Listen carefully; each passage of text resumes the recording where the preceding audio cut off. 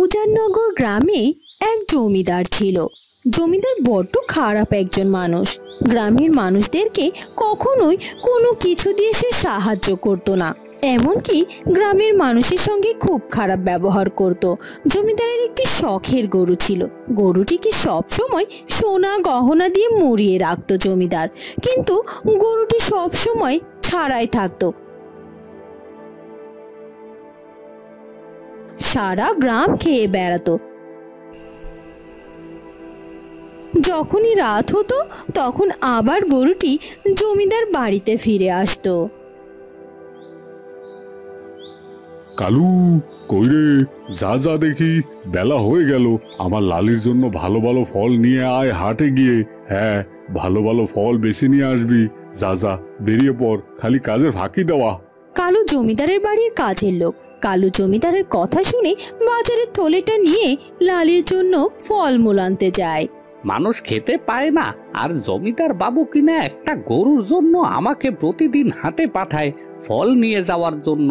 আমরা মাসেও তো কখনো এত ভালো ফল চোখেও দেখি না, খাওয়া তো দূরে থাক। জমিদার বাবুর ঢং দেখলে আর বাসি না। যাই হোক, আমাকে যে হুকুম দিয়েছে আমি তা পালন করতে বাধ্য। যাই, ফল নিয়ে আসি। বলি, ও কানাই দাদা, ও কানাই দাদা, দেখি জমিদার বাবু পাঠিয়েছে, ভালো ভালো ফলগুলো আমার ব্যাগে ভরে দাও তো। কি গো কালুদা, তোমার আজকে মেজাজ খারাপ কেন গো? কি হলো আবার তোমার? তোমার জেনে কি হবে, তুমি দাও, ব্যাগ ভরে দাও। ভালো ভালো ফল দেখে দিও কিন্তু, না হলে জমিদার বাবু কেমন জানোই তো, আমাকে আর রক্ষে রাখবে না একটা ফল যদি খারাপ পায়। হ্যাঁ গো কালুদা, তুমি ঠিকই বলেছো। জমিদার বাবুর রং ঢং দেখলে আর বাসি না। মানুষ কোথায় একটা দুটো ফল কিনে খেতে পারে না, সেখানে জমিদার বাবু তার শখের গরুকে ফল কিনে খাওয়ায়। জমিদার বাবু গ্রামের মানুষের সাহায্য করে না, আর ওদিকে গরুকে ভালো ভালো ফল কিনে খাওয়ায়। ঢং দেখে আর বাসি না। নাও নাও, তোমার এত কথা বলে লাভ নেই। আমার থলেতে ফলগুলো দাও, আমি নিয়ে যাই। আবার আমার অনেক কাজ পড়ে আছে, তোমার সাথে পেশাল পাড়ার আমার দিন চলবে না। এরপর কানাই ব্যাগ ভরে ফল দেয়। কালু ফলের ব্যাগটা নিয়ে জমিদার বাড়ির দিকে রওনা দেয়। কিরে কালু, এখন তোর বাড়ি ফেরার সময় হলো। সে কখন গিয়েছিস বাজার করতে? এতটা সময় লাগে নাকি? বাকি কাজ আর কে করবে? যা, ব্যাগটা রেখে কাজগুলো সেরে ফেল। হাকে বাবু, যাই। ইয়ে না, মানে ফলগুলো বাঁচতে বাঁচতে দেরি হয়ে গেছে বাবু। কালু বাকি কাজগুলো সেরে ফেলতে চলে যায়। এরপর সন্ধ্যা নামলে জমিদারের শখের গরুটি বাড়ি ফিরে আসে। কিরে লালি, তুই বাড়ি চলে এসেছিস?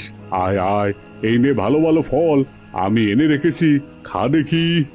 জমিদার লালিকে সব ফলগুলো খাইয়ে দিয়ে নিজের ঘরে গিয়ে ঘুমিয়ে পড়ে।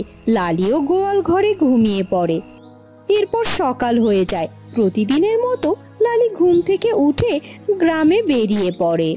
জমিদার বাবু, জমিদার বাবু, আপনি আপনার গরু বেঁধে রাখতে পারেন না? দেখেন তো, আপনার গরু গিয়ে আমার উঠানের মাচার কুমড়ো গাছের সব কুমড়ো খেয়ে ফেলেছে। এ কে রে, কে এসেছো আমার বাড়িতে? এরকম চেঁচামেচি করছো? ভদ্রলোকের বাড়ি এসে কিভাবে কথা বলতে হয় সেটুকু জানিস না দেখি? কি হয়েছে, এমন হেরে গলায় চেঁচামেচি করছিস কেন? আপনার এত কথা আমি শুনতে পারবো না। হয় আপনার গরু আপনি বেঁধে রাখুন, না হয় আমার ক্ষতিপূরণ দেন। আমার ক্ষতিপূরণ না দিলে আমি আজ এখানে থেকে নড়বো না। তারপর জমিদার ঘর থেকে কটা টাকা এনে গণেশকে ক্ষতিপূরণ দিয়ে দেয়। গণেশ টাকা নিয়ে বাড়িতে চলে যায়। তারপর দিন পেরিয়ে রাত নেমে আসে। কই গো গিন্নি, তুমি খাবার প্রস্তুত করো, আমি লালিকে ফলগুলো খাইয়ে আসি। হায় হায় হায়, হায় হায় বিধাতা, হায় হায়, আমার কি হয়ে গেল? আমার লালি কোথায় চলে গেল? কে চুরি করলো আমার লালিকে? আমি তাকে ছাড়বো না। জমিদারের চেঁচামেচি শুনে জমিদারের বউ বাইরে চলে আসে। হ্যাঁ গো, কি হয়েছে? তুমি আবার এভাবে কাঁদছো কেন? ও মা, আজকে লালি কি বাড়ি ফেরেনি গো? না গো গিন্নি, আজ আমার লালি বাড়ি ফিরেনি। আমার লালিকে কেউ চুরি করেছে। এরপর এরপর জমিদার সারা গ্রামে ঘোষণা দিয়ে দেয়, লালিকে খুঁজে আনলে তাকে 100 স্বর্ণ মুদ্রা উপহার দেওয়া হবে। গ্রামের মানুষ জমিদারের ঘোষণা শুনে চারদিকে লালিকে খোঁজাখুঁজি করতে থাকে। অন্যদিকে গহীন জঙ্গলে এক মেয়ে আর তার বৃদ্ধ মা থাকে, একটি ছোট্ট কুঁড়ে ঘরে, আর জঙ্গলে তারা দিন কাটাতে থাকে। বাহ, ওই গাছটিতে তো অনেক ফল ধরেছে। যাই, মায়ের জন্য কয়টা ফল নিয়ে যাই, আমি আর মা একসাথে খেতে পারবো। এরপর মেয়েটি অনেকগুলো ফল পেড়ে নিয়ে তার কুটিরে ফিরে যায়। মা, ও মা, দেখো না, আজকে অনেকগুলো ফল এনেছি তোমার জন্য। আজকের এই বেলাটাই ফল খেয়ে আমার আর তোমার চলে যাবে। মা আর মেয়ে সেই ফলগুলো খেতে থাকে। এর পরদিন মেয়েটি আবার সেই গাছের গোড়ায় যায়, আর যেতেই দেখে সেই গাছে অনেকগুলো ফল ধরে আছে। কালকে আমি এতগুলো ফল পেড়ে নিয়ে গেলাম, তারপরও এই গাছে এতগুলো ফল ধরে আছে। যাক, ভালোই হয়েছে, আজকে বেশি করে ফল পেড়ে নিয়ে যাব। এরপর মেয়েটি সেই গাছ থেকে আরো অনেকগুলো ফল পেড়ে নিয়ে বাড়ির দিকে যায়। মা, ও মা, প্রত্যেক দিনই একই ফল খেতে আর ভালো লাগে না। আজকে ভাবছি এই ফলগুলো বাজারে বিক্রি করে অন্য কোনো খাবার কিনে আনবো। আজকে অনেকগুলো ফল পেড়ে নিয়ে এসেছি আমি।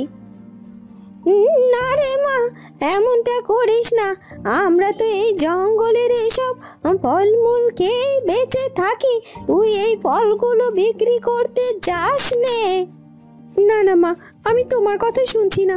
আমি এই ফলগুলো বিক্রি করে অন্য খাবার নিয়ে আসবো। যেই কথা সেই কাজ, মেয়েটি বাজারে গিয়ে সেই ফলগুলো বিক্রি করে অন্য সব খাবার নিয়ে আসে এবং তার মায়ের সাথে সেগুলো একসাথে বসে খেতে থাকে। এভাবে তাদের দিন কাটতে থাকে। মা, ও মা, দেখবে চলো, যে গাছটি থেকে আমি ফল পেড়ে আনি ওই গাছটিতে না আর একটাও ফল নেই। এখন আমরা কি খাবো বলো তো?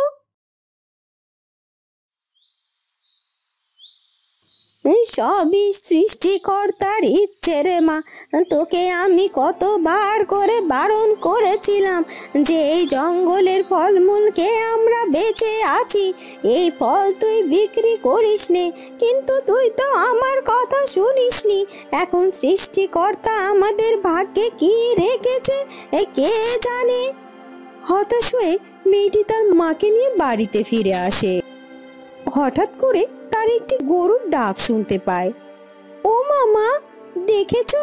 মনে হচ্ছে কোনো না কোনো একটা গরু ডাকছে। এরপর মেয়েটি আর তার মা বাইরে বেরিয়ে আসে আর দেখতে পায় তাদের উঠানে একটা সুন্দর গরু দাঁড়িয়ে আছে। গরুর গায়ে অনেক গহনা। হঠাৎ গরুটি কথা বলে ওঠে। তোমরা ভয় পেও না, তোমরা তো কটা দিন না খেয়ে আছো, তোমরা আমাকে জবাই করে খেতে পারো। বিধাতা তোমাদের জন্য আমাকে পাঠিয়েছেন, তোমরা আমাকে জবাই করে খিদে নিবারণ করো। এই কি, তুমি কথা বলতে পারো? হ্যাঁ, আমি কথা বলতে পারি। বিধাতা আমাকে তোমাদের কাছে পাঠিয়েছে তোমাদের খিদে নিবারণের জন্য। এ কথা বলেই লালি মাটিতে শুয়ে পড়ে, আর মেয়েটি আর মেয়েটির মা মিলে সত্যি সত্যি সেই গরুটিকে জবাই করে সেই গরুটির মাংস রান্না করে খায়। ওদিকে কালু লালিকে খুঁজতে খুঁজতে গভীর জঙ্গলে ঘুরে বেড়াতে থাকে। একসময় সে গভীর জঙ্গলে বুড়ির বাড়িটি দেখে তার বাড়িতে আসে, আর এসেই দেখতে পায় লালির চামড়া পড়ে আছে। আর এটা দেখে কালুর আর বুঝতে বাকি থাকে না লালিকে কেউ জবাই করেছে, আর তাই তো সে ছুটে জমিদার বাড়িতে গিয়ে হাজির হয়। জমিদার বাবু, জমিদার বাবু, আপনার লালির খোঁজ নিয়ে এসেছি আমি। কি বলিস কি কালু, কোথায় আমার লালি? ওই গহীন জঙ্গলে বুড়ি আর বুড়ির মেয়ে বাস করে। ওই বুড়ির বাড়ির সামনে আমি লালির চামড়া আর হাড় ঘোর পরে থাকতে দেখলাম। তুই সত্যি বলছিস কালু? তবে তাই যদি হয়ে থাকে, ওই কে কোথায় আছিস তোরা যা, বুড়ি আর বুড়ির মেয়েকে ধরে নিয়ে আয়। এরপর জমিদার বাড়ির লোকেরা বুড়ি আর বুড়ির মেয়েকে ধরে নিয়ে আসে। এই বুড়ি, তোমার এত বড় সাহস, তুমি আমার লালিকে জবাই করে খেয়েছো? তুমি এত বড় দুঃসাহস কোথায় পেলে? আগে জমিদার বাবু, আমি খুব অসহায় একজন মা। আমার স্বামী অনেক দিন আগে মারা গিয়েছে, আর আমাদের চার কুলে কেউ নেই। আর তখন গ্রামের কেউই আমাদেরকে সাহায্য করার জন্য আসেনি। আর আমাদের গ্রামবাসীরা আমাদের ঘর বাড়ি জায়গা জমি এমনকি যা সোনা গহনা ছিল সব আমাদের কাছ থেকে কেড়ে নিয়ে আমাদের গ্রাম ছাড়া করেছিল। তাই আমি আর আমার মেয়ে ওই গভীর জঙ্গলে একটি কুঁড়ে ঘরে থাকতে শুরু করি। জঙ্গলের ফলমূল খেয়েই জীবন কাটাতাম। কিন্তু হঠাৎ একটা গরু এসে আমাদেরকে বলল ওকে ওকে জবাই করে খেতে, আর তাই তো আমরা গরুটিকে জবাই করে খেয়েছি। মিথ্যা কথা বলার জায়গা পাও না, বানিয়ে বানিয়ে মিথ্যা কথা বলে, আর আমার সেটা বিশ্বাস করব? গরু কখনো কথা বলতে পারে? তখনই একজন সাধু বাবা এসে সেখানে হাজির হয়। জমিদার বাবু, উনি সত্য কথাই বলছে, আর গরুটি আপনার না, গরুটি হলো ওনার স্বামীর। আপনি জোর করে ওনার স্বামীর কাছ থেকে গরুটি কেড়ে নিয়েছিলেন। ওনার স্বামী ব্যবসার কাজ শেষ করে গরুটিকে নিয়ে বাড়ি ফিরছিল, কিন্তু আপনি কি করলেন? ওনার কাছ থেকে গরুটি কেড়ে নিয়ে ওনাকে মেরে ফেললেন। কি মনে পড়লো জমিদার বাবু? না না, এসব মিথ্যা কথা বলছেন আপনি। আমি কাউকে মারিনি, আর আমি কারো কাছ থেকে জোর করে গরুও নেইনি। সব মিথ্যে কথা। মিথ্যে কথা আমি বলছি না, বলছেন আপনি। সত্যি কথা বলুন, না হলে আপনার বিপদ হবে। না না সাধু বাবা, হ্যাঁ, আমি ওনার স্বামীকে মেরে ফেলেছি, আর ওটা ওনার স্বামীর গরু ছিল। মা, তোমরা গরুটিকে জবাই করে খেয়েছো ঠিক আছে, কিন্তু ওই গরুটির শরীরে যে স্বর্ণ গহনা ছিল সেগুলো তোমাদেরই। ওগুলোর মালিক একমাত্র তোমরাই। তোমরা ওগুলো নিয়েই সুখে শান্তিতে বসবাস করতে পারো। এরপর সেই বুড়ি মহিলা মেয়েটাকে সাথে করে সেখান থেকে চলে যায়। আর জমিদার মশাই তার ভুল বুঝতে পারে আর নিজে নিজে অনুশোচনা করতে থাকে। এরপর গ্রামের সকলেরা মিলে অসৎ জমিদার বাবুকে মারধর করে গ্রাম থেকে বের করে দেয়। এরপর গ্রামেও শান্তি ফিরে আসে। তারপর গ্রামবাসী বুড়ি আর বুড়ির মেয়েকে ওই জমিদার বাড়িতে থাকার ব্যবস্থা করে দেয়। বুড়ি আর তার মেয়ে সেই জমিদার বাড়িতেই থাকতে শুরু করে। বন্ধুরা, কেমন লাগলো আমাদের আজকের গল্পটি? যদি ভালো লাগে তাহলে অবশ্যই আমাদের চ্যানেলটিকে সাবস্ক্রাইব করে দিও। দেখা হবে নতুন কোনো গল্প নিয়ে। ধন্যবাদ।